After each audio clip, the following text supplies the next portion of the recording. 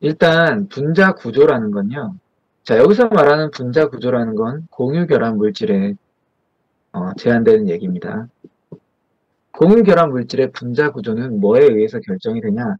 최외곽 전자의 개수에 따라 결정이 돼요. 자, 최외곽 전자의 개수가 우리는 물론 이제 어떻게 알고 있느냐? 옥텟 규칙을 만족을 해야 되죠. 옥텟 규칙을 만족을 해야 되기 때문에 원래라고 한다면, 자, 우리 공유결합은 원래 2주기까지만 보통 얘기를 한다고 했어요. 그래서 네. 원래라고 한다면 s오비탈 하나에 p오비탈 3개에 모든 전자가 채워져 있어야 돼요. 그렇기 때문에 8개가 돼야 되죠, 전자는. 자, 정상적으로 이렇게 8개가 다 차 있는 경우에 혼성 오비탈, sp3 오비탈을 가진다. 이렇게 얘기를 합니다. 그래서 최외곽 전자에 8개의 전자가 모두 들어가게 되고요. 중심 분자, 중심 원자를 이제 중심으로 해서 이렇게 정사면체를 그려요. 그래서 정사면체의 이 각 꼭지점에 전자가 2개씩 들어갑니다. 이렇게 들어가요. 자, 이게 뭐냐? sp3 오비탈의 구조입니다. 자, 근데 여기서 말하는 이 전자 2개가 공유하고 있는 전자쌍인지 아니면 공유하고 있지 않은 전자쌍인지가 다르겠죠. 자, 만약에 공유하고 있는 전자쌍이 이 중에서 2개만 있다. 그러면 어떻게 되냐? 이그젠플을 생각을 할 수 있어요. 자, 물 생각을 해보죠. 물은 중심 원자가 O죠. 그리고 결합하고 있는 게 수소입니다. 그런데 수소는 최외곽 전자가 2개고 물은 최외곽 전자가 8개죠. 그래서 전자쌍은 이렇게 쓸 수가 있고요. 마찬가지로 최외곽 전자 8개를 다 만족을 했기 때문에 sp3 오비탈을 갖는다 얘기를 할 수 있습니다. 네. 자, 그런데 실제로 물은 비공유하고 있는 전자쌍이 2개가 있고 공유하고 있는 전자쌍이 2개가 있죠. 비공유하고 있는 전자쌍들의 반발력이 더 세기 때문에 구분형이 만들어지게 됩니다. 그래서 물은 구분형 구조를 갖고요. 이런 구분형 구조는 안쪽 각이 보통 104.5도다. 그래서 이게 구분형이다. 이렇게 얘기를 할 수가 있고요. 어떤 케이스냐? 비공유 전자쌍이 2개인 케이스입니다. 그 다음은 3개인 케이스를 한번 해볼게요. 3개. 자, 3개는 물이 아니라 보통 어떤 이그젠플을 많이 얘기를 하냐면 암모니아를 얘기를 합니다. 중심 원소가 N이죠. 질소예요. 근데 얘는 7번이기 때문에 최외곽 전자가 5개입니다. 그래서 5개의 최외곽 전자수를 가지고 있는데 그 중에서 3개가 추가로 지금 필요한 거죠. 그래서 전자를 3개를 공유를 합니다. 수소랑. 자, 그래서 비공유 전자쌍이 하나예요. 자, 여기 제가 비공유 전자쌍이 3개다라고 얘기했는데 3개가 아니라 하나입니다. 제가 거꾸로 얘기했어요. 공유 전자쌍이 3개고 비공유 전자쌍이 하나인 케이스예요. 자, 비공유 전자쌍이 하나인 케이스는 암모니아를 예시를 들 수 있고 암모니아는 최외곽 전자 수가 7번이기 때문에 1s 오비탈에 2개 들어간 다음에는 이렇게 5개의 전자가 2번째 껍질에 존재를 합니다. 그런데 옥텟 규칙에 의하면 또는 2주기 같은 경우는 s 오비탈 하나, p 오비탈 3개가 있기 때문에 8개의 전자를 챙겨주고 따라서 전자 3개가 수소로부터 오게 됩니다. 그래서 공유 결합을 3개를 이런 식으로 만들어요. 그렇게 되면 어떻게 되느냐? 이 비공유 전자쌍 하나가 얘는 특별히 반발력이 더 강해요. 그래서 나머지 세 개를 오그라뜨리는 그런 효과를 갖습니다. 이러면 얘네들의 각도는 몇 도가 되느냐? 107도를 각도를 갖습니다. 비공유 전자쌍 없는 거를 보통 많이 얘기를 하는 거는 뭐 CH4도 있고 뭐 CCCl4도 있고 사야마탄소나 아니면 메탄가스 뭐 이런 거 얘기를 많이 합니다. 어쨌거나 이 구조는 어떻게 돼 있냐? 중심 원소가 6번이죠. 탄소는 최각에 전자를 4개만 갖습니다. 근데 마찬가지로 이주기 원소이기 때문에 전자가 8개가 필요하죠. 그래서 수소 4개랑 결합을 하면서 전자를 하나씩 공유를 해요. 자, 그럼 이건 어떤 효과를 갖느냐? 모든 전자들이 공유 전자쌍이 돼요. 그래서 전자들 간의 반발력이 완전히 동등하게 형성이 됩니다. 자, 그럼 어떤 효과를 갖느냐? 제가 아까 sp3 오비탈 얘기하면서 여기 정사면체 그렸죠. 이런 정사면체 형태를 갖는다라고 얘기를 할 수 있는 거예요. 이 경우는 s오비탈 하나와 p오비탈 2개가 서로 혼성돼서 같은 에너지 준위를 갖는다. 이 얘기입니다. 무슨 얘기냐? 우리가 원래는 p오비탈이 3개예요. s오비탈 하나고. 근데 p오비탈이 s오비탈보다 에너지 준위가 높아야 돼요. 근데 p오비탈 2개만 사용한다는 얘기입니다. 왜냐? 결합 자체가 안 돼요. 만약에 결합을 하려면 일단 원소 번호 자체가 p오비탈에 최소한 하나는 채울 수 있어야 되잖아요. 전자가 너무 부족해서 도저히 p오비탈 3개를 s오비탈까지 합해가지고 4개까지 쓸 수가 없는 경우가 있어요. 이 중심 원소 자체가 여유 전자가 없는 겁니다. p오비탈 3개를 다 쓸 만큼. 그래서 어떡하냐? 대안으로 p오비탈 3개 중에 2개만 갖다가 s오비탈이랑 합쳐서 혼성오비탈 3개를 만들고 3개만 채워서 쓰는 거예요. sp2 같은 경우는 오비탈이 3개죠. 오비탈이 3개면 생각할 수 있는 건 뭐예요? 3개가 완전히 동등해야 되잖아요. 정삼각형밖에 생각할 수 있는 게 없죠. 평면 삼각형 모양을 갖는 겁니다. 중심 원소가 있다라고 하면은 이렇게 오비탈 3개가 평면 삼각형 구조를 가져요. 최각 전자 개수가 6개가 최대임. 이렇게 할 수밖에 없는 원소가 뭐냐? 그 원소는 붕소를 예를 들 수 있습니다. 왜 붕소냐? 붕소 5번이죠. 자, 붕소 5번인데 5번이면 어떻게 하죠? 1s 오비탈에 일단 2개 채워요. 그리고 2s 오비탈이 있고 2p 오비탈이 3개가 있어요. 자, 1s 오비탈에서 이미 2개가 채워졌기 때문에 나머지는 전자가 3개뿐이 없습니다. 3개뿐이 없으면 어떻게 되냐? 여기에 하나씩 집어넣는다고 해도 이건 채울 수가 없죠. 그러니까 어떻게 해요? 얘는 버리는 거예요. 얘를 채우려면 마치 배위 결합처럼 전자쌍 2개를 통째로 받아와야 되는 겁니다. 외부로부터. 자, 근데 전자쌍 2개를 통째로 받아오고 배위 결합을 하는 경우는 뭐 그런 게 없지는 않겠죠. 근데 일반적이진 않아요. 배위 결합을 한다는 건 보통 d오비탈이 있는, 그러니까 오비탈의 개수가 많은 금속이나 그런 결합을 많이 하는 거지. 보통 어떻게 하냐? p오비탈 하나를 버립니다. 그러면은 s오비탈 하나랑 p오비탈 2개가 사용이 되는 거죠. 그러면 이거 기반으로 sp2 오비탈을 만들고요. 혼성 오비탈을. 그럼 기본적으로 붕소는 이런 삼각형의 구조를 갖는다 얘기를 할 수가 있겠고, 또 붕소는 최외각 전자가 그렇다면 3개니까 3개의 최외각 전자를 이용을 해서 3개의 공유결합을 만드는 게 일반적이겠죠. 염화 붕소나 아니면 플루오로화 붕소 같은 걸 예를 많이 듭니다. 그래서 왜냐면 전자 하나를 공유를 할 수 있는 것들이 보통 할로겐들이잖아요. 자, 말씀드렸듯이 sp3가 정상적인 결합이에요. 오비탈 있는 걸 다 쓰니까 기본적으로 훈트의 규칙을 만족하는 거죠. 전자를 전자가 워낙에 적기 때문에 p 오비탈을 다 쓸 수가 없는 경우예요.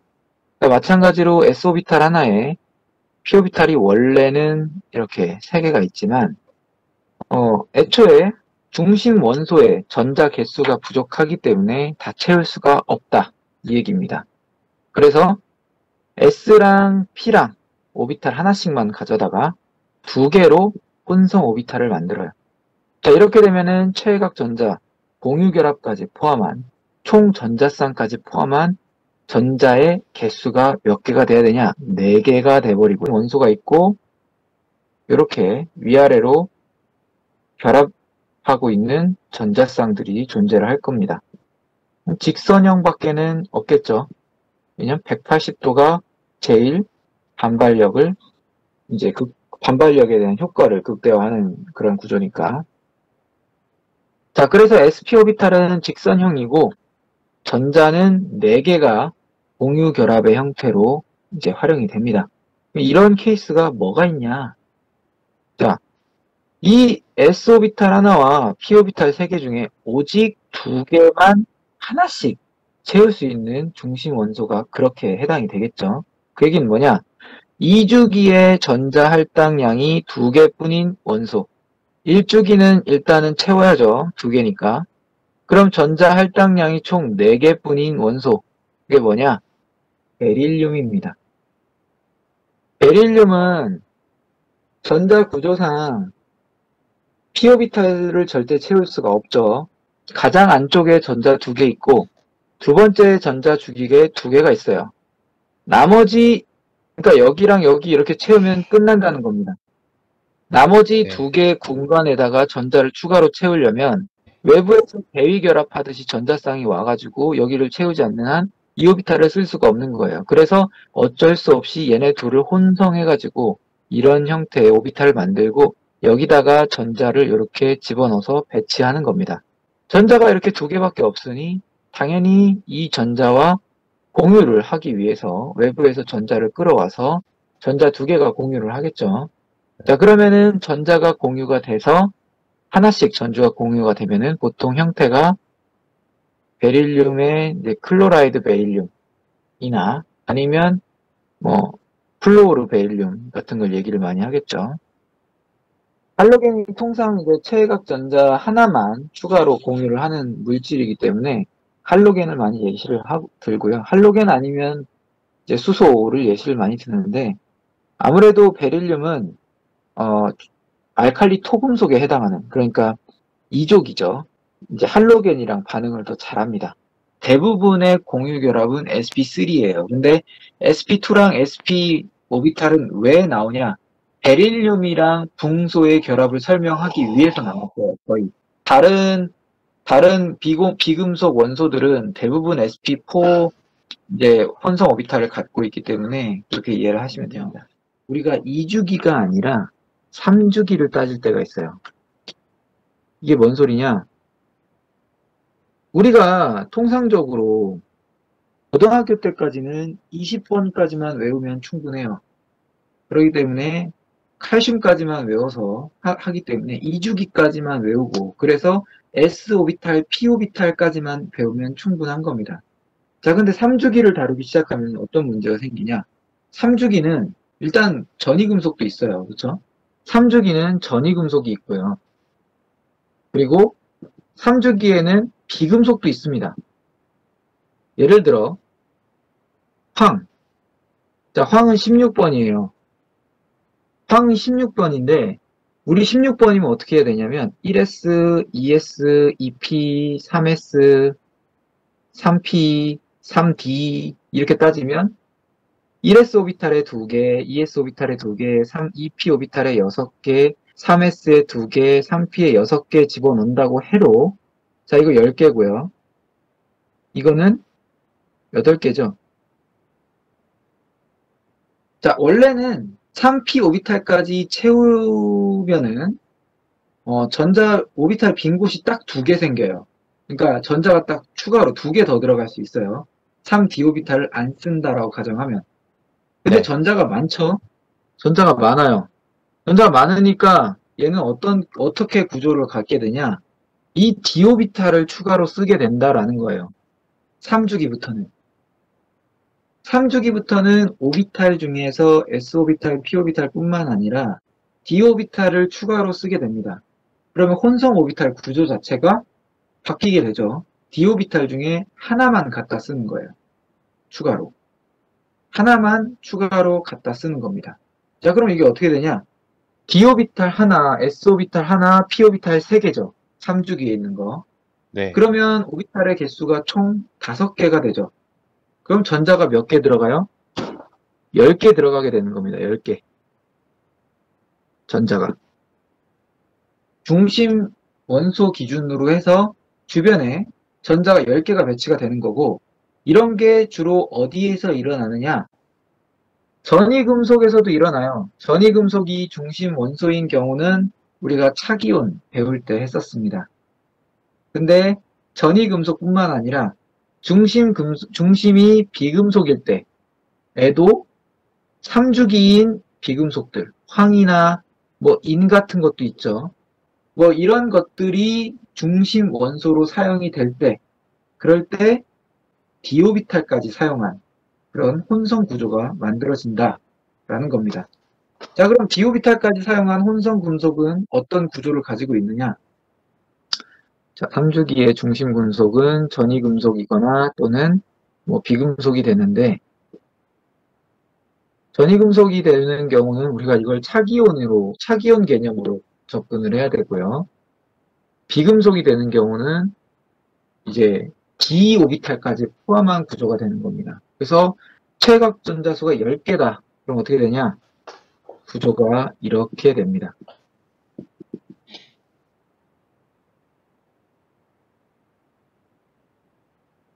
자, 이건 뭐냐? 삼각쌍뿔형입니다. 삼각쌍뿔형. 삼각쌍뿔. 그리고 여기에 중심 원소가 있고요. 이 각각의 꼭지점에 전자쌍들이 이렇게 배치가 되는 거예요. 이게 비공유 전자쌍이건 뭐 공유 전자쌍이건. 전자쌍이 몇 개 있죠? 5개 있죠. 그러니까 10개의 전자들이 총 중심 원소든 뭐 중심 금속이든 주변으로 배치가 되는 거고요. 이렇게 되려면 중심 원소는 dsp3 혼성 오비탈로서 만들어야만 오비탈에 차지하는 이제 영역이 5개가 되고 전자가 총 10개가 들어갈 수 있는 거죠. 그래서 이게 삼각 쌍뿔 구조가 되고요. 언제 일어나냐? 3주기에 있는 원소들이 중심 원소일 때만 일어납니다. 이번에는 D2sp3 오비탈을 얘기를 할 겁니다. 자, D2sp3 오비탈을 얘기를 할 건데, D2sp3 오비탈 같은 경우는 일단 d 오비탈을 2개를 더 사용하는 거예요. d 오비탈 2개랑 s오비탈 하나랑 p오비탈 3개니까 6개의 오비탈을 사용하는 거죠. 비금속 중에는 아까도 얘기했듯이 황이나 인 같은 경우가 이제 보통 d 오비탈을 사용하는 원소에 해당합니다. 자, 그래서 D2sp3 오비탈 같은 경우는 구조가 어떻게 되느냐? 황은 그때 제가 16번이라고 했죠. 1s에 2개, 2s에 2개, 3s, 2p, 3s, 3p, 3d 이렇게 있는데, 자, 이렇게 쓰고 요게 10개고 요게 8개잖아요.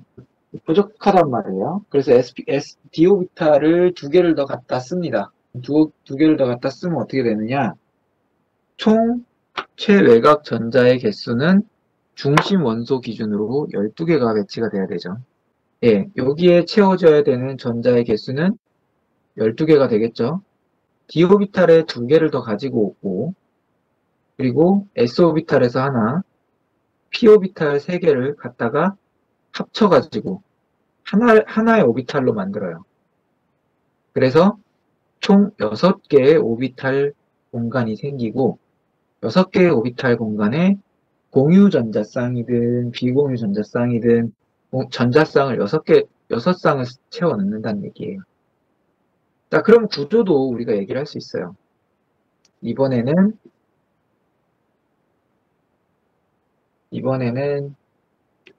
삼각 쌍뿔이 아니라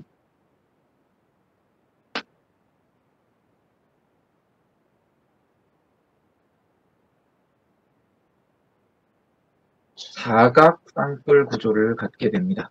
사각 쌍뿔. 전자쌍이 6개가 있어요. 6개가 서로 가장 멀리 떨어진 구조가 뭐냐? 사각 쌍뿔 구조예요. 6개가 가장 멀리 떨어진 구조가. 그래서 중심 원소가 여기 이렇게 있으면 전자쌍들이 이렇게 배치가 되는 거죠. 뭐 비공유 전자쌍일 수도 있고 공유 전자쌍일 수도 있습니다. 그렇지만 중요한 건 전자쌍 6쌍이 배치가 돼야 된다는 거고, 황의 예를 들면은 황 같은 경우는 총 16개의 전자를 가지고 있어야 되기 때문에, 그러니까 이제 16개 중에서 두 번째 껍질 채우는데 사용한 게 이미 10개를 썼어요. 그럼 나머지 6개가 남은 거잖아요. 그 6개를 이용을 해서 보세요. 여기에 하나, 여기에 하나씩 공유를 하면 딱 맞죠. 그래서 황은 어떻게 하냐? 6개의 결합을 가질 수가 있는 거예요. 황 같은 경우는. 그래서 하나씩 전자를 공유를 합니다. 꼭지점마다 하나씩. 이렇게. 제가 파란색으로 표시를 했거든요. 자, 그러면 이제 전자를 하나 공유하는 물질들이 여기에 올 수 있겠죠. 예를 들면 뭐 수소가 와도 되고요. 아니면 CL이 와도 되죠. 그렇게 해서 전자를 총 6개를 공유를 해버리는 구조가 만들어집니다. 자, 그렇게 되면 뭐 예시로는 이제 황이 6개의 전자를 공유한 SF6 뭐 이런 게 예시가 될 수 있고, 그렇죠? 이거를 보통 뭐라고 하느냐? 정팔면체 구조다. 정팔면체 구조다. 이렇게 이야기를 많이 하고요. 또는 뭐 사각쌍뿔이다. 이렇게도 얘기합니다. 구조적으로는. 이런 구조를 가지려면 중심 원소가 전자를 충분히 가지고 있는 원소 번호가 큰 원소만 가능한 구조죠. 공유 오비탈을, 그러니까 공유 전자쌍을 최대한 많이 만들 수 있으려면 가지고 있는 전자가 많아야 되잖아요. 그렇죠? 그래서 전자 개수가 딸리는 애들은 2주기나 뭐 이런 애들은 아예 이런 구조가 없어요. 3주기 또는 뭐 전이 금속들 정도는 돼야 DSP3 오비탈 또는 D2SP3 오비탈 구조가 나옵니다. 보통 이제